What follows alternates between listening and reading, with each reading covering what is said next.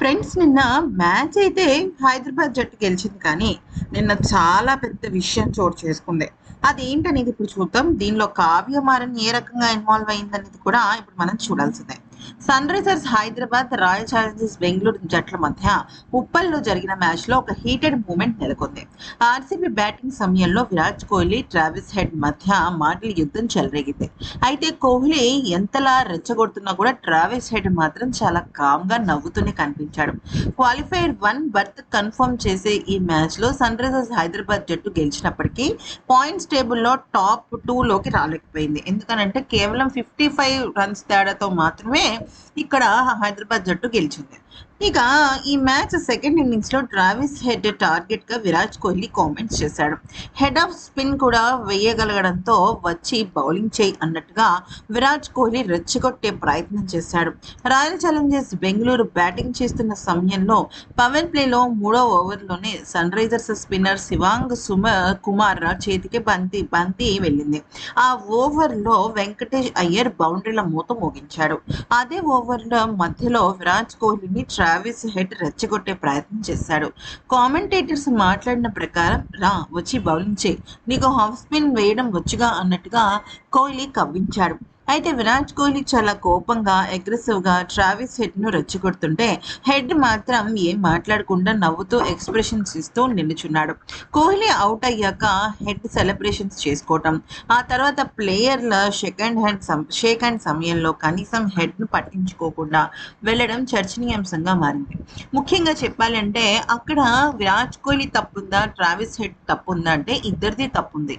Travis head కూడా కోహ్లీ దగ్గరికి వెళ్ళి కావాలని రెచ్చగొడుతూ కొన్ని ప్రయత్నాలు చేశాడు. దానికి విరాట్ కోహ్లీ చాలా ట్రిగ్గర్ అయ్యి నువ్వు వచ్చి బౌలింగ్ చేయి అంటూ వ్యవహరించాడు. దాంతో పరిస్థితి అంతా కూడా పూర్తిగా తారుమారైపోయింది. ఈ మ్యాచ్ లో Sunrisers Hyderabad captain Pat Cummins 19వ ఓవర్లో ట్రావిస్ హెడ్ కు బౌలింగ్ ఇచ్చాడు. ఆ ఓవర్ రెండో బంతికి కెప్టెన్ రజిత్ పటీదార్ ను హెడ్ అవుట్ చేశాడు. భారీ షాట్ కొట్టేందుకు ప్రయత్నించిన పటీదార్ బౌండరీ లైన్ దగ్గర దొరికిపోయాడు. దాంతో 256 పరుగుల ముందు ఆర్సీబీ 200 పరుగులకి 4 వికెట్లు కోల్పోయి 200 పరుగులు మాత్రమే చేయగలిగింది. సన్ రైజర్స్ హైదరాబాద్ 55 పరుగుల తేడాతో విజయం సాధించింది. అయితే ఈ క్రమంలో ఏం జరిగిందంటే మామూలుగా మ్యాచ్ పూర్తయిపోయిన తర్వాత గెలిచిన జట్టు, ఓడిన జట్టు మధ్య షేక్ హ్యాండ్ల పరంపర కొనసాగుతుంది కదా. అయితే ఆ సమయంలో విరాట్ కోహ్లీ ట్రావిస్ హెడ్ కి అస్సలు షేక్ హ్యాండ్ ఇవ్వకుండా అక్కడి నుంచి దాటేసి వెళ్ళిపోయాడు. అదైతే ఇప్పుడు సోషల్ మీడియాని షేక్ చేసే వీడియోగా మారిపోయింది. అయితే ఆ సమయంలో ట్రావిస్ హెడ్ ఏంటి నాకు ఏమి ఇవ్వడా షేక్ హ్యాండ్ అన్నట్టుగా తల అటు ఇటు తిప్పాడు. అయితే ఇక్కడ కొంతమంది ఏమంటున్నారంటే ట్రావిస్ హెడ్ తప్పంటుంటే మరి కొంతమంది విరాట్ కోహ్లీకి అంత ఈగో అవసరం లేదు అంటున్నారు. అయితే విరాట్ కోహ్లీ కోపం మాత్రమే కొంతమంది కనబడుతుంది కానీ ట్రావిస్ హెడ్ చేసిన తప్పులు కనపడటం లేదని మరికొంతమంది అంటున్నారు.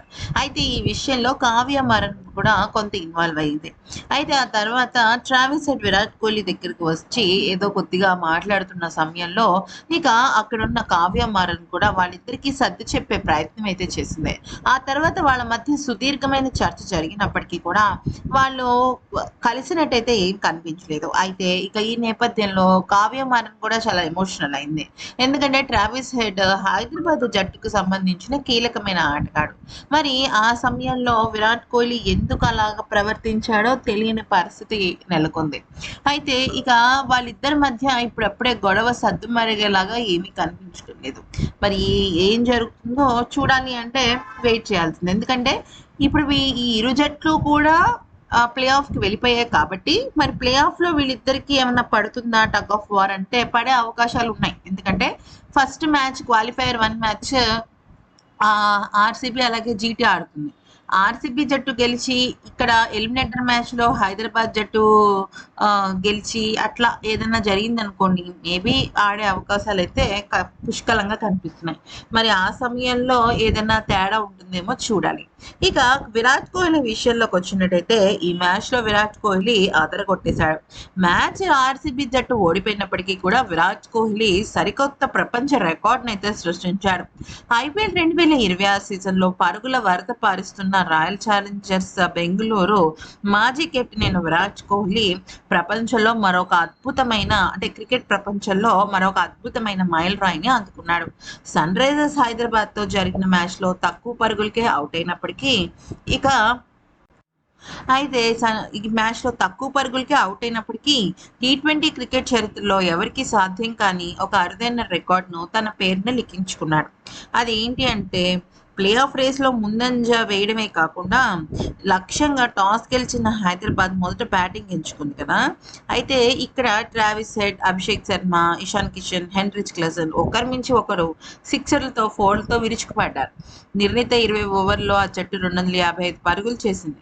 అయితే కోహ్లీ నిరాశపరిచినప్పటికీ కూడా ఇక్కడ రికార్డుల పరంపర అయితే స్టార్ట్ అయిపోయింది. అంటే తను 11 బంతుల్లో 15 పరుగులే చేశాడు. షకీబ్ హుసేన్ బౌలింగ్లో అవుట్ అయ్యాడు. ఈ మ్యాచ్లో వెంకటేష్ అయ్యర్తో కలిసి కోహ్లీ మొదట వికెట్కు 60 పరుగుల భాగస్వామ్యాన్ని నెలకొల్పాడు. ఈ 50 పరుగుల భాగస్వామ్యంతో పురుషుల T20 క్రికెట్ చరిత్రలో అత్యధిక సార్లు 50 లేదా అంతకంటే ఎక్కువ పరుగులు పార్ట్నర్షిప్ భాగస్వామిగా నిలిచిన ఏకైక ఆటగాడు విరాట్ కోహ్లీ. ఇది ప్రపంచ రికార్డుని బద్దలు కొట్టుకుంటూ వెళ్ళింది. ఈ క్రమంలో ఇంగ్లాండ్ దిగ్గజ బ్యాటర్ అయిన అలెక్స్ హెల్స్ నెలకొల్పిన 210 50 పరుగుల భాగస్వామ్యాల రికార్డును కోహ్లీ అధిగమించేశాడు. ఫస్ట్ 211 టైమ్స్ 50కి పైగా పార్ట్నర్షిప్ నెలకొన్న వాళ్ళలో ఫస్ట్ విరాట్ కోహ్లీ ఉన్నాడు. Second 200 times David Warner. Third Babar Azam 196, Chris Gayle 191. So ఈ గణాంకాలే విరాట్ కోహ్లీ ఎంతటి గొప్ప జట్టు ఆటగాడో అర్థమవుతుంది. జట్టును ముందుకు నడిపించడంలో ఆయన సాటి ఎవ్వరూ లేరు అని మరొకసారి నిరూపితమైంది. అయితే మరీ ముఖ్యంగా చెప్పాలంటే క్రికెట్ ప్రపంచంలో తనకంటూ ఒక సుస్థిరమైన స్థానాన్ని ఏర్పరచుకున్నాడు. ఫస్ట్ నుంచి కూడా చాలా అగ్రెసివ్ ప్లేయర్. కేవలం ఆటలో మాత్రమే కాదు, ఎమోషన్లో కూడా చాలా అగ్రెసివ్. తనకి ఏదైనా నచ్చని పని జరిగింది అంటే మాత్రం అక్కడ అస్సలు ఊరుకోడు. లేదు తనకి ఇష్టమైన వాళ్ళ మైదానం చుట్టుపక్కల ఉన్నారంటే మాత్రం ప్రాణం పెట్టేస్తాడు. అదే తన ఒక విషయం. నిజానికి ఇంకొక ఎగ్జాంపుల్ చెప్పాలి. గతంలో సూర్యకుమార్ యాదవ్ భారత జట్టుకి రాకమునుపు ముంబై ఇండియన్స్తో ఆడినప్పుడు సూర్యకుమార్ యాదవ్ని బెదిరించి భయపెట్టి గొడవకి దిగడానికి రంగంలోకి సిద్ధపడ్డాడు. కానీ ఆ సమయంలో సూర్య చాలా కామ్గా ఉన్నాడు. ఎందుకనంటే విరాట్ కోహ్లీ ఒక మనస్తత్వం తనకు తెలుసు.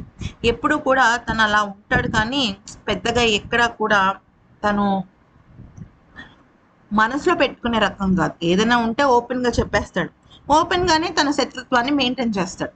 ఒక రకంగా అలాంటి వ్యక్తులు చాలా మంచి వాళ్ళు అంటూ కామెంటేటర్స్ కూడా చెప్పారు. అందుకనే తను కింగ్ కోహ్లీ అయ్యాడు.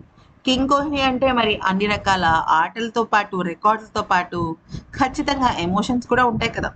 మరి ఈ వీడియో నచ్చితే లైక్ చేసి సబ్స్క్రైబ్ చేసుకుని పక్కనే ఉన్న గంట సింబల్ని క్లిక్ చేయండి. Thank you for watching.